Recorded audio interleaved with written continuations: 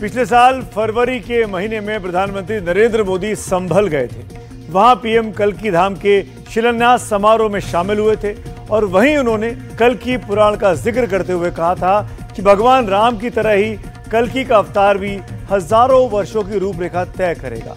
आज हम आपको ये बातें इसलिए याद दिला रहे हैं क्योंकि कल संभल हिंसा पर आई न्यायिक जांच की जो रिपोर्ट, उसके कुछ हिस्से सामने आए हैं और उस रिपोर्ट में जो खुलासे हुए हैं वो पूरे देश के लिए बहुत अहम है। उस रिपोर्ट में इस बात का खुलासा हुआ है कि संभल की डेमोग्राफी को बदलने के लिए गजवाए हिंद का अभियान चलाया गया और ये कोई साधारण अभियान नहीं था। हिंदुओं के खिलाफ इस साजिश को अंजाम देने के लिए दुनिया के बड़े आतंकी संगठनों से जुड़कर एक नेटवर्क काम कर रहा था। ऐसे में यह सवाल पूछा जा रहा है कि क्या संभल को किसी बड़े षड्यंत्र के तहत प्रयोगशाला बनाया जा रहा है? क्या ऐसा इसलिए क्योंकि संभल कल्की अवतार से जुड़ी भूमि है?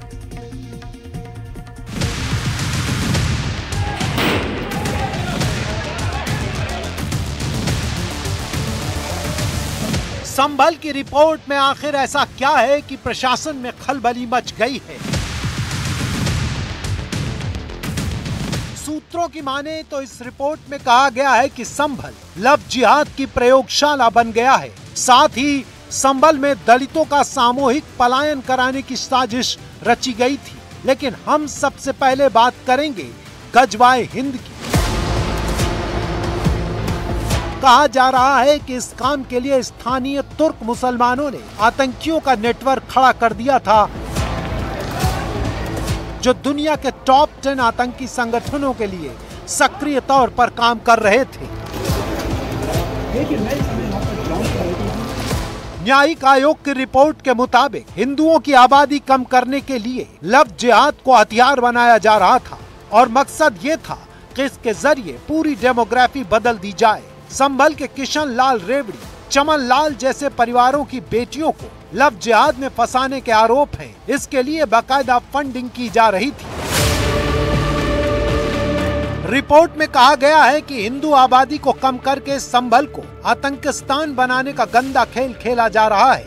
गजवाए हिंद के तहत हिंदुओं की आबादी 45 से घटकर 15% रह गई है।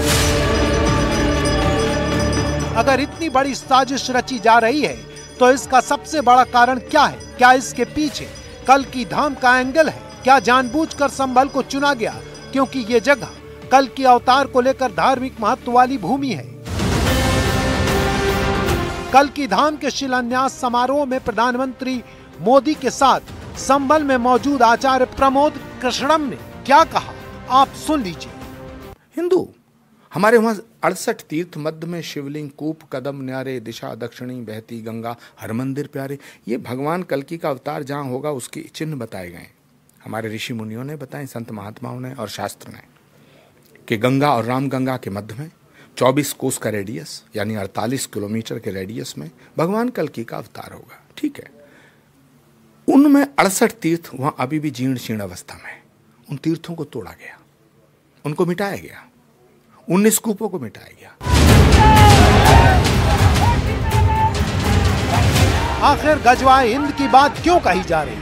न केवल धर्मांतरण और लव जिहाद बल्कि आतंकवाद की भी। सूत्रों के मुताबिक अलकायदा के आतंकियों का संभल कनेक्शन निकला है। संभल का मौलाना असीम उल अलकायदा का कमांडर था। इसके अलावा यहाँ के मदरसे का मौलाना शाहरुख हिजबुल मुजाहिदीन से जुड़ा रहा और मोहम्मद आसिफ अलकायदा इंडिया का चीफ था। संभल का असीम उमर अफगानिस्तान में मारा गया था। वहीं जफर मसूद अलकायदा में युवकों को भ्रमित करके भर्ती करने का काम करता था। संभल से इस्लामिक स्टेट के आतंकी भी पकड़े गए। बहुत सारे आतंकी संगठन और कई आतंकी भी यहाँ से हुए हैं। एक तरह से एक गढ़ रहा है आतंकियों का भी, ये भी इसमें बात हुई है। बिल्कुल, ALQIS का ये गढ़ रहा है और बहुत से जो आतंकवादी हैं वो यहाँ से रहे और कुछ मारे भी गए, कुछ देश और विदेश की जेल में भी हैं, कुछ फरार भी हैं। तो ये स्थिति यहाँ पहले रही है। 1947 से लेकर अब तक कुल 15 दंगे हुए हैं, जो पूरा डिटेल हमारे पास उसका सूची भी है। और निरंतर दंगे होने के कारण जो जनांकी में परिवर्तन है वो भी हुआ है। रिपोर्ट के मुताबिक संभल में मुस्लिमों के 2 गुट हैं। एक गुट तुर्क मुसलमानों का है, जबकि दूसरा कन्वर्टेड हिंदुओं का, जो पठान बन गए। इन दोनों में अक्सर विवाद होता रहा। इस झगड़े का असर कुछ ऐसा हुआ कि हिंदू समाज के लोग संभल छोड़कर भागने पर विवश हुए। पिछले साल नवंबर में भी जो हिंसा हुई उसमें तुर्क और पठान आमने सामने आ गए थे। हमने संभल के इतिहास और समाज को समझने वाले रवि भट्ट से पूछा, तुर्क मुसलमानों और पठान मुस्लिमों में क्या झगड़ा है। तुर्क जो लोग होते हैं, तुर्क जो होते हैं वो बेसिकली जो एक टर्किश लैंग्वेज है, उस टर्किश लैंग्वेज को बोलने वाले का एक एथनिक ग्रुप है, और वो टर्की के अलावा भी तमाम देशों के अंदर वो हैं। ये एथनिक ग्रुप्स होते थे बेसिकली।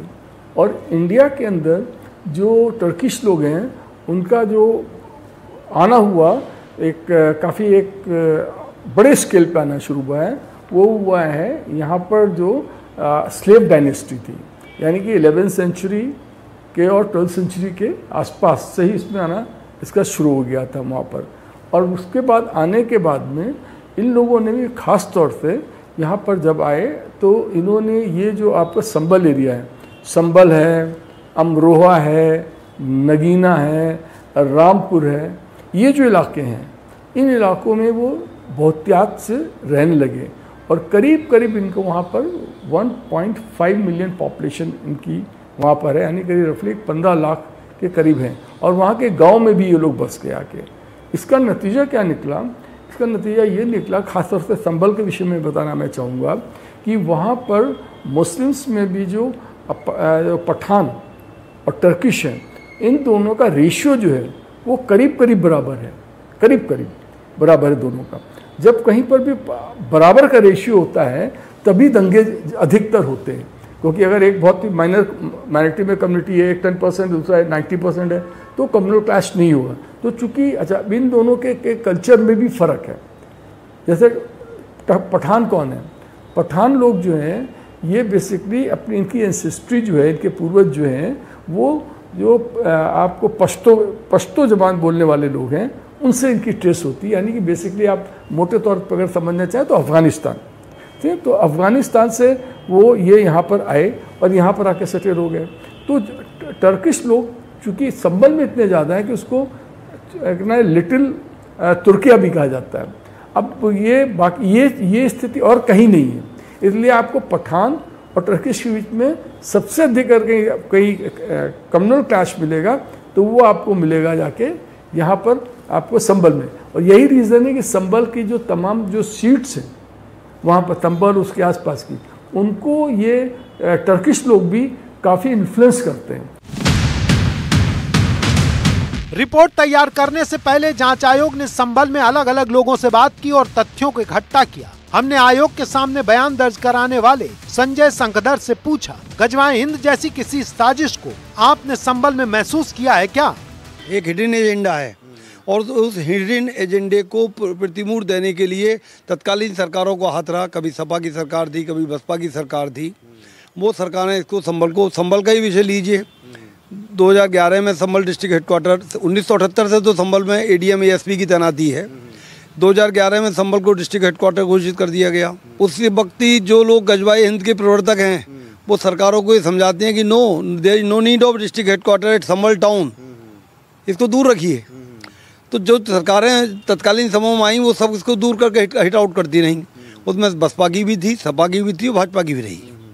और उस हालत में संभल का मुख्यालय अभी जब 24/11/24 की घटना हुई है तो उसके बाद शासन के द्वारा मुख्यमंत्री जी द्वारा एक टीम भेजी गई, जिसके द्वारा 17 फरवरी 2025 को राजेश कुमार सीनियर IAS और उनकी एक टीम आई, जिसमें संभल में सुरक्षित करने के लिए, एडमिनिस्ट्रेटिवली स्ट्रॉन्ग करने के लिए जिला मुख्यालय संभल नगर में बनाने की अनुशंसा की।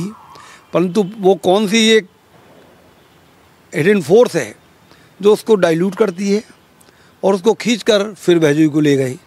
जबकि इतना बड़ा एक दंगा यहाँ पर हुआ और आगे के लिए भी एक थ्रेट ऑन है। आज सरकार UVG की नहीं होगी, अगले दिन यहाँ दंगा होगा। उसमें भी इन्वेस्टिगेशन में भी कुछ लचित रही और ज़्यादा बेटर हो सकता था। कुछ लोग ड्रॉप आउट हुए, कुछ लोग जोड़े गए, कुछ घटे। तो संभल तो एक अलार्मिंग वॉल्केनो पर है।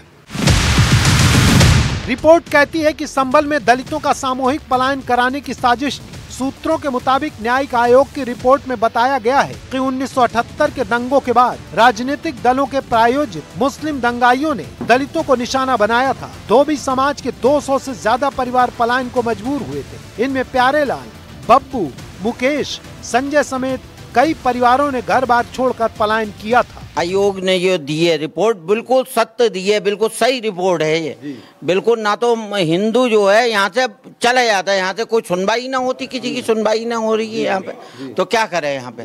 तो आयोग ने जो लिखा है बिल्कुल सत्य लिखा है। बिल्कुल आयोग का धन्यवाद बोलता हूँ, बहुत बहुत धन्यवाद। उन्होंने जो है सुनवाई तो करी, कुछ किया तो सही, कुछ ना तो आज तक कोई सुनवाई नहीं हुई, कुछ नहीं हुआ। दंगे में क्या कुछ हुआ था आपके परिवार के साथ? अरे हमारे फादर के लिए तो ये समझ लिए वहाँ पे जो है उनका फोटो ये हैगा, देखिए उनका किस तरकीब से मारा है उन्हें, देखिए उनका फोटो। अच्छा। किस उससे मारा इनका फोटो देखिए आप, किस उससे मारा, ये जलाया है, वो मारे हैं, अद्दे चौके मारे हैं, जली लकड़ी हैं पड़ी हैं और सारी गोलियां मारी हैं। ये देखिए कितनी बुरी तरीके से बंडी उंडी पहनना है। वो तो इनकी लाहत समझ में भी ना आती। इनकी बंडी में कागज निकले थे, कागज आए थे मुर्दाबाद से, और हमें लाहत भी नहीं दी इन लोगों ने। न लाहत भी नहीं मिली वहाँ से, वहीं क्रियाक्रम करा दिए उन्होंने। जब बाबरी विध्वंस जब हुआ था संभल में, तो संभल में स्थिति ऐसी हो गई थी, संभल में चारों तरफ हाहाकार मचा हुआ था और हिंदू अपनी जान बचाने के लिए चारों तरफ भाग रहा था। जिनके जो घर थे उन घरों में आग लगाई गई। जो हमारा जो घर है वो बाजारगंज में है संभल में, तो दीपा सराय के पास में अंजुमन चौराहा है। अंजुमन चौराहे से एक बहुत पुरानी मस्जिद है वहाँ, उस मस्जिद से रास्ता बाजारगंज में को निकल रहा है। मस्जिद से जब सीधा नमाज पढ़ने के लिए लोग आते हैं तो सीधा बाजारगंज में निकल जाते हैं, वहाँ शॉर्टकट से पैदल का रास्ता है वो। तो उस समय पे जो दंगाई थे हमारे घरों में वहाँ आग लगा दी। हमारे जो घर थे हम खुला हुआ वहाँ से छोड़कर चले गए थे और ऐसी स्थिति हो गई थी, क्योंकि बहन बेटियों की भी बचाना होता है, क्योंकि लोग दंगाई क्या करते हैं, सबसे पहले बहन बेटियों को टारगेट करते हैं। और कोई भी व्यक्ति अपने सामने अपने परिवार का जो व्यक्ति है बहन बेटियों को छेड़ना, दुष्कर्म करना, वो कभी भी बर्दाश्त नहीं करेगा। तो ऐसी स्थिति में वहाँ हमारे परिवार जो है पलायन की स्थिति ऐसी बन गई कि हमें वहाँ से मकान छोड़ना पड़ा और वहाँ से भागना पड़ा।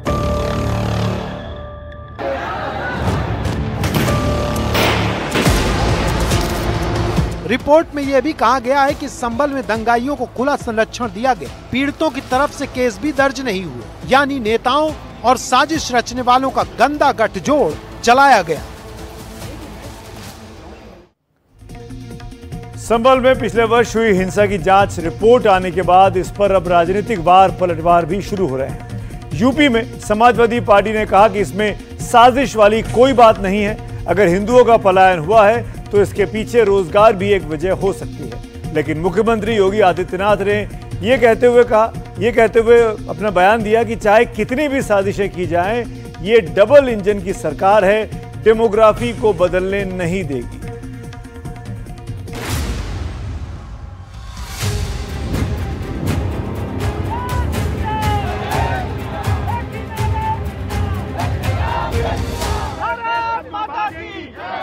लखनऊ की सड़कों पर विश्व हिंदू परिषद समेत हिंदू संगठन के कार्यकर्ताओं का ये बवाल संभल की रिपोर्ट को लेकर है।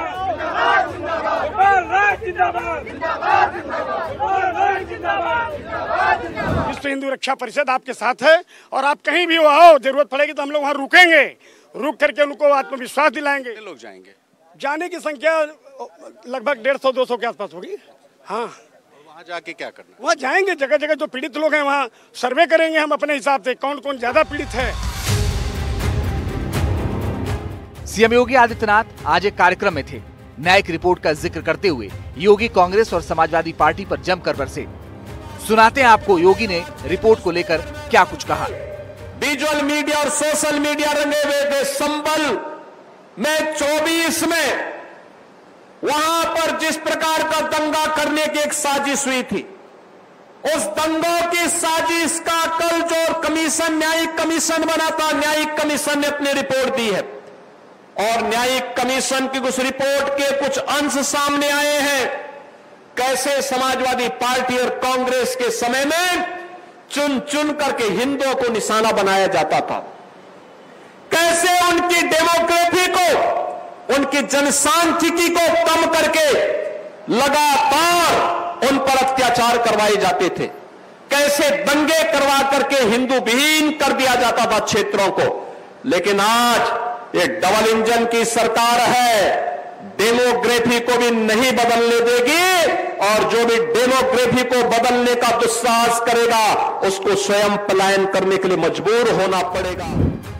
संभल से दलितों के पलायन को लेकर जो साजिश की बातें सामने आई हैं, उसको लेकर समाजवादी पार्टी के नेता एसटी हसन का क्या कुछ कहना है, ये भी सुन लीजिए। ज्यादातर तो काम की वजह से गए और हो सकता है बहुत से लोग डर के चले गए हों। ये जिम्मेदारी हमारी सरकारों की है कि भय मुक्त माहौल होना चाहिए देश का। उत्तर प्रदेश का भी माहौल भय मुक्त होना चाहिए। जिन लोगों को दूसरी जगह अच्छे रोजगार मिल रहे हैं, लोग तो देश छोड़ के जा रहे हैं। 18 से 20 लाख लोग जा चुके हैं देश छोड़ के, क्योंकि उन्हें वहाँ पे अच्छा माहौल मिल रहा है, अच्छा रोजगार मिल रहा है। संभल हिंसा को लेकर न्यायिक जांच रिपोर्ट की कई बातें सामने आ चुकी हैं। इस रिपोर्ट को लेकर जब हमने याचिकाकर्ता महंत ऋषिराज गिरी से बात की तो उन्होंने क्या कुछ कहा, ये भी सुनिए। न्यायिक आयोग जब उसको कह रहा है कि उसके अंदर कहीं ना कहीं हरिहर मंदिर का भी साक्ष्य मिले हैं और हरिहर मंदिर वहां पर है और उस हरिहर मंदिर के सच को छुपाया नहीं जा सकता, बहुत दिनों तक दबाया नहीं जा सकता, उसको बाहर लाना ही होगा। और जब हमारी 45% आबादी थी, आज हमारी मात्र 15% आबादी है। उसका कारण जिहादी तत्व। आज शुक्रवार का दिन है तो संभल के मस्जिद में भारी संख्या में नमाजी पहुंचे थे। नमाज के बाद हमने लोगों से रिपोर्ट को लेकर बात की और जानने की कोशिश की कि रिपोर्ट पर उनका क्या कुछ सोचना है। इन कारोबार ही नहीं है, आदमी तो खुद ही जा रहा है संभल से, कारोबार ही नहीं है, कहाँ है काम। आदमी कोई किसी भी बिरादरी का हो, ये नहीं है कोई 15% के 20%, काम कहाँ है। सब बच्चे इधर उधर जाना, काम नहीं है, स्कूल अच्छा नहीं है, तो संभल में क्या होगा। जो रिपोर्ट आई है उस पे कहा गया है कि मुसलमानों की आबादी काफ़ी बढ़ गई है, उसको कैसे देखते हैं आप? इसमें क्या परेशानी है, मुसलमानों की आबादी बढ़ गई तो ये तो अल्लाह ने है ना, हमारे नबी करीम सल्लल्लाहु अलैहि वसल्लम ने कहा है जितनी हो सके अपनी उम्मत को हम बढ़ाओ, तो इसमें क्या की परेशानी है, अल्लाह खिलाने वाला है। जब बात करते हैं इन सारी रिपोर्ट्स की तो फिर ये भी आता है, कई बार आरोप लगते हैं कि टेरर एक्टिविटीज़ बढ़ रही हैं संभल में, उसको कैसे? नहीं, इसमें कोई है ना इन्वॉल्व नहीं है मुसलमान इसमें। ये जितनी भी है वाहियात बातें हैं, ये गलत लोग होते हैं जो इन बातों को फैलाते हैं। संभल में इसका कोई मतलब नहीं है, कोई लेना देना नहीं है। मुस्लिम आबादी का भी सेम पलायन हुआ, हिंदू का भी। ये लोग वो बातें करते हैं जिनके पास कोई मुद्दा नहीं बचा, और इसी मुद्दे को भटकाने के लिए पलायन की भी एक वजह ये भी है मैम, जब यहाँ ज़िला घोषित हुआ उसके बाद जो यहाँ का हेडक्वार्टर है वो बेजुई कर दिया गया इसको, तो जब यहाँ पे ज़िले का मुख्यालय भी वहाँ चला गया तो ये भी एक बहुत बड़ा फैक्टर है कि जो लोग पलायन कर रहे हैं। रिपोर्ट की कुछ ही बातें सामने आई हैं, कई बातें अभी सामने आना बाकी है। देखना होगा रिपोर्ट से और क्या कुछ निकलता है। Bureau report, NDTV India.